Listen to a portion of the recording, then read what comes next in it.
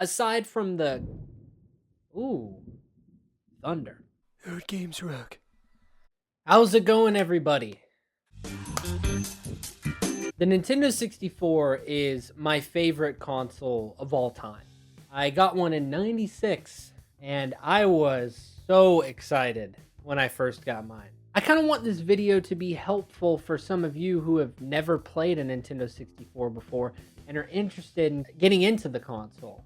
I also am using this video for, for myself to kind of just relive the moments of getting these games for the first time and playing through them and stuff. So first off on the list, you're gonna need the Nintendo 64 itself.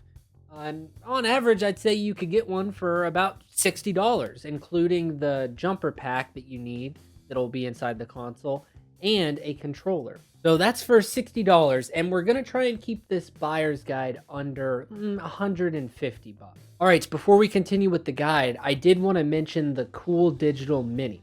It's a little adapter that takes composite, which is the native format for the Nintendo 64.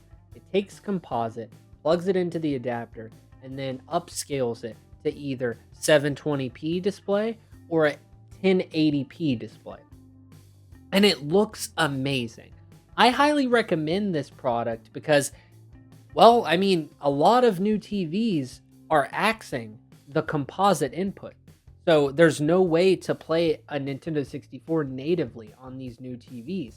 In addition to that, even if your HD TV does have the composite inputs, it just doesn't look as good on an HD television, as the Nintendo 64 wasn't made to be displayed on a TV like that.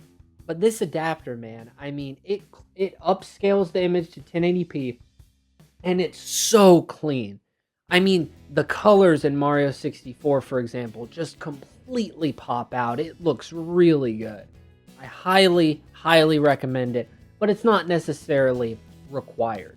Okay, so back to the actual list. The first game on said list is none other than Banjo Kazooie. Now, you can get this game for about $15, and oh my god, it is worth it, man.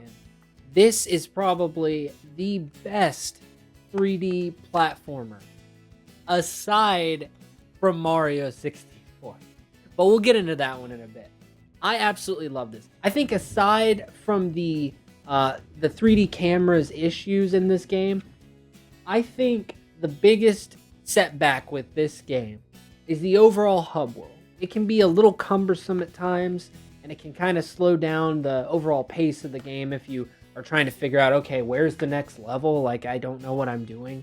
Where was this level I was just at before I turned off the system? And okay, yeah, so that's a little annoying. But aside from that, this is rareware at its finest, man.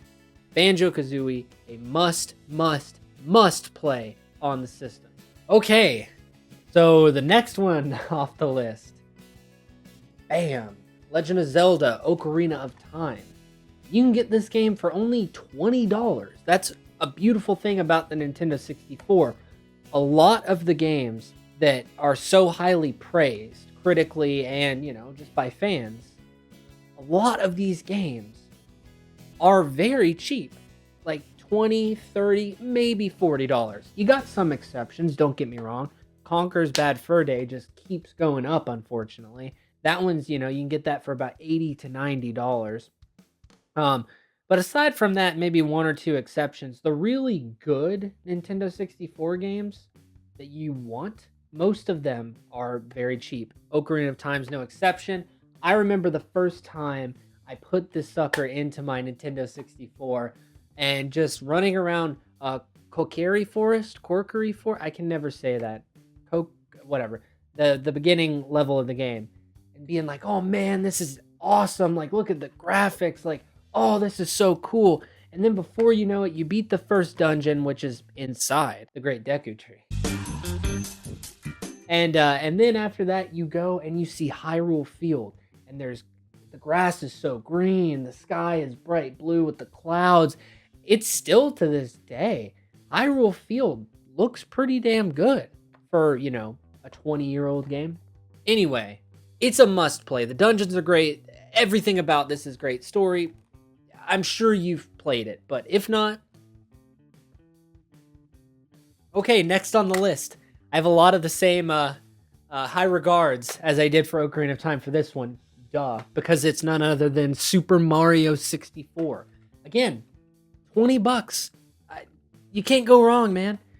This is like the best 3D platformer ever. I mean, I loved Mario Sunshine, the game that came right after this one. Mario Sunshine had better controls, had the camera was a lot better, but it just did not have the same appeal with the level design and enemy design. Everything about this one is just so much better, except, graphics, controls, but still, as a game, it still holds up really, really well to this day. You can't go wrong with Super Mario 64, man. You just can't. Okay, next up on the list.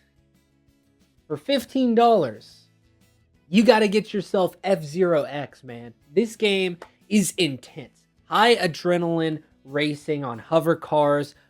What more could you ask for? I mean, okay, so how this game works is you have a energy bar.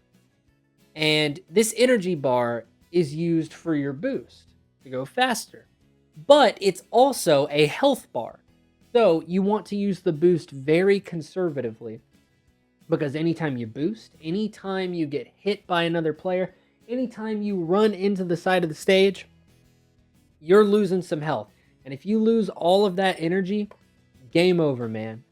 And most of the races are from like a minute to 2 minutes long. I mean, you're going really damn fast. And this game is hard, man. It will kick your ass, but I love it so much. Also, if you happen to have, another controller or 3 lying around and some friends, this is a really good multiplayer game on the system. So $15, you can't go wrong with this. Okay, so the next one is a bit of a toss-up. So the first option, Mario Kart 64. Unfortunately, I don't actually have that game. I never bought that game as a kid. I would always go to Blockbuster and rent it several times to play with my friends. I might as well, my parents might as well have bought it after the amount of money they spent just renting the same game, but never got around to getting that, unfortunately. Need to change that. But it is a really great game. You can get it for about $20, and it's not the best Mario Kart game ever made. Obviously, that would be Mario Kart 8 Deluxe, the newest one. But it is the most impactful in the series, and it holds up really, really well to this day. It is such a good game. And at $20, if you are very focused on having a 4-player multiplayer session with your Nintendo 64, like you really want to play multiplayer games on the system, you have to get Mario Kart 64. No questions. It's the best multiplayer game next to Smash Bros. For the system. But if multiplayer isn't that important to you, and you want something that's just very unique to the system, Mario Kart's on all of the Nintendo platforms, you know what I mean? If you want something really unique and cheap for $20, Kirby 64, the Crystal Shards, this game is my favorite Kirby game in the entire series. And I'll tell you why. They tweaked the copying abilities. You can capture, I guess, 2 powers and combined them, making a unique power that you need to do to solve certain puzzles in the game, to find some of these hidden crystal shards, and really just to have a lot of fun killing all those little enemies, with these unique, crazy powers. No other Kirby game has really done this afterwards. Like, this is very unique in the series, having that combining power and having that 2.5D style graphics and just the overall visuals of this game. This is the best Kirby game, man. It is. Unless, you want to go really old school. But I think...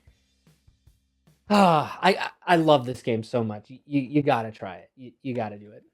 All right, everyone. Thank you so much for watching. This was a lot of fun to make, as I absolutely love the Nintendo 64.